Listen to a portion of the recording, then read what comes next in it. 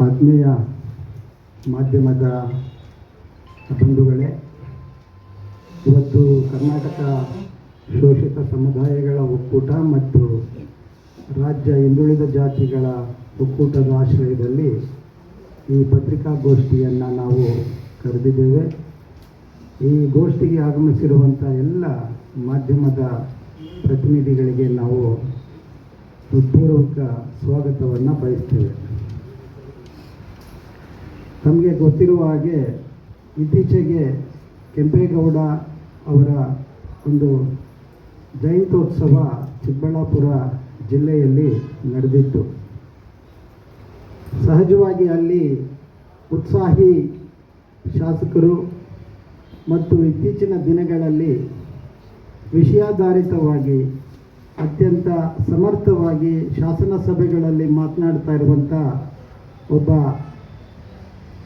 ತಳ ಸಮುದಾಯದ ದಮನಿತ ಸಮುದಾಯದ ಪ್ರತಿನಿಧಿ ಪ್ರದೀಪ್ ಈಶ್ವರ್ ಅವರು ರಾಜಕೀಯ ವಿಚಾರವನ್ನು ಬಿಟ್ಟು ಏನು ಇವತ್ತು ಭೂಸ್ವಾಧೀನ ನಡೀತಾ ಇದೆ ಅದರ ಬಗ್ಗೆ ಕೆಲವು ವಿಚಾರಗಳನ್ನು ಅವರು ಮಾಧ್ಯಮಗಳ ಮೂಲಕ ಹೇಳ್ಕೊಂಡಿದ್ದಾರೆ.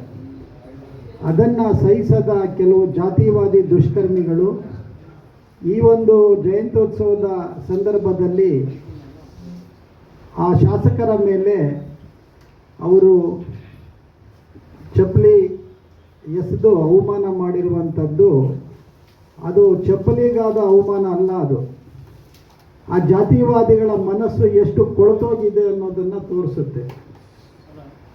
ಚಪ್ಪಲಿ ಅದು ಶ್ರೇಷ್ಠತೆಯ ಚಪ್ಪಲಿ. ಅದು ಏನು ಅರಳಯ್ಯ ತನ್ನ ಚರ್ಮವನ್ನು ಸುಲಿದು ಬಸವಣ್ಣನಿಗೆ ಆ ಚಪ್ಪಲಿಯನ್ನು ಕೊಟ್ಟಾಗ ಅದನ್ನು ಧರಿಸದ ಬಸವಣ್ಣ ಚಪ್ಪಲಿಯನ್ನು ತಲೆಯ ಮೇಲೆ ಹೊತ್ಕೊಂಡು ಮೆರೆದದ್ದನ್ನು ನಾವು ಕಲ್ಯಾಣದಲ್ಲಿ ನಡೆದಂಥದ್ದನ್ನು ಕೇಳಿದ್ದೀವಿ, ನಾವು ಓದಿದ್ದೀವಿ. ಆದರೆ ಅಂಥ ಚಪ್ಪಲಿಯನ್ನು ಮೆಟ್ಟು ನಡೆದಾಡುವಂಥ ಈ ಜಾತಿವಾದಿ ದುಷ್ಟ ಮನಸ್ಸುಗಳು ಒಬ್ಬ ಶಾಸಕರನ್ನು ವಾದದಲ್ಲಿ ಮತ್ತು ವಿಚಾರದಲ್ಲಿ ಗೆಲ್ಲಲಾರದ ಇವರು ಅವರ ಮೇಲೆ ಈ ಚಪ್ಪಲಿ ಎಸೆಯುವ ಮೂಲಕ ಅವರ ಕೊಳಕನ್ನು ಅವರೇ ಪ್ರದರ್ಶನ ಮಾಡಿಕೊಂಡಿದ್ದಾರೆ. ಇದನ್ನು ನಾವು ಖಂಡಿಸ್ತೇವೆ.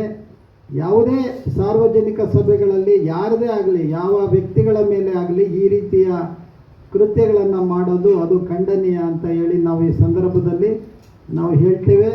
ಅದರಿಂದ ಪ್ರದೀಪ್ ಈಶ್ವರ್ ಅವರು ಧೃತಿಗೆಡದೆ ಅವರು ನಂಬಿರುವಂಥ ಮೌಲ್ಯಗಳೇನಿದೆ, ಸಾಮಾಜಿಕ ನ್ಯಾಯದ ಮೌಲ್ಯಗಳೇನಿದೆ, ಅದನ್ನು ಇನ್ನೂ ಹೆಚ್ಚು ಅದಕ್ಕೆ ಒತ್ತು ಕೊಟ್ಟು ಅವರು ಆ ಸಮಾಜವನ್ನು ಮುನ್ನಡೆಸಬೇಕು, ಆ ಹಿಂದುಳಿದ ಸಮುದಾಯಗಳನ್ನು ಸಾಮಾಜಿಕವಾಗಿ ತೊಂದರೆಗೆ ಒಳಗಾದಂಥ ಸಮುದಾಯಗಳನ್ನು ಮುನ್ನಡೆಸಬೇಕು, ಅವರ ಜೊತೆ ಸದಾ ಯಾವಾಗಲೂ ನಮ್ಮ ಶೋಷಿತ ಸಮುದಾಯಗಳು ಮತ್ತು ಹಿಂದುಳಿದ ಜಾತಿಗಳ ಸಮುದಾಯಗಳು ಅವರ ಜೊತೆ ಇರುತ್ತೆ ಅನ್ನುವಂಥ ಮಾತನ್ನು ಈ ಸಂದರ್ಭದಲ್ಲಿ ನಾವು ಹೇಳ್ತೇವೆ. ಇಲ್ಲಿ ಬಹುಮುಖ್ಯವಾಗಿ ನಾವು ಗಮನಿಸಬೇಕಾಗಿರೋದು ಪೊಲೀಸಿನ ಅಧಿಕಾರಿಗಳ ವೈಫಲ್ಯ. ಒಬ್ಬ ಶಾಸಕನ ಮೇಲೆ ಈ ರೀತಿ ಒಂದು ದಬ್ಬಾಳಿಕೆ ಸಾರ್ವಜನಿಕವಾಗಿ ನಡೀತೈತೆ ಅಂದರೆ ಅಲ್ಲಿ ಪೊಲೀಸು ಅಧಿಕಾರಿಗಳು ಏನು ಮಾಡ್ತಾಯಿದ್ರು? ಆ ವಿಡಿಯೋಗ್ರಾಫ್ನ ನೋಡಿದ್ರೆ ಒಬ್ಬ ಬಹುಶಃ ಅಧಿಕಾರಿ, ಪೊಲೀಸು ಒಬ್ಬ ಅಧಿಕಾರಿ ಅವರನ್ನು ತಳ್ಳುತ್ತಾರೆ ಹಾಕಿ. ಇನ್ನು ಒಬ್ಬ ಶಾಸಕನನ್ನೇ ಈ ರೀತಿ ಇವರು ಅವಮಾನಿಸೋದಾದರೆ ಇನ್ನು ಅಲ್ಲಿನ ಸಾಮಾನ್ಯ ಜನರ ಪರಿಸ್ಥಿತಿಯನ್ನು ಮತ್ತು ಕಾನೂನು ಸುವ್ಯವಸ್ಥೆಯನ್ನು ಅವ್ರು ಹೆಂಗೆ ಕಾಪಾಡ್ತಾರೆ ಅನ್ನುವಂಥ ಅನುಮಾನಗಳು ನಮಗೆ ಕಾಡ್ತಾ ಇದ್ದಾವೆ.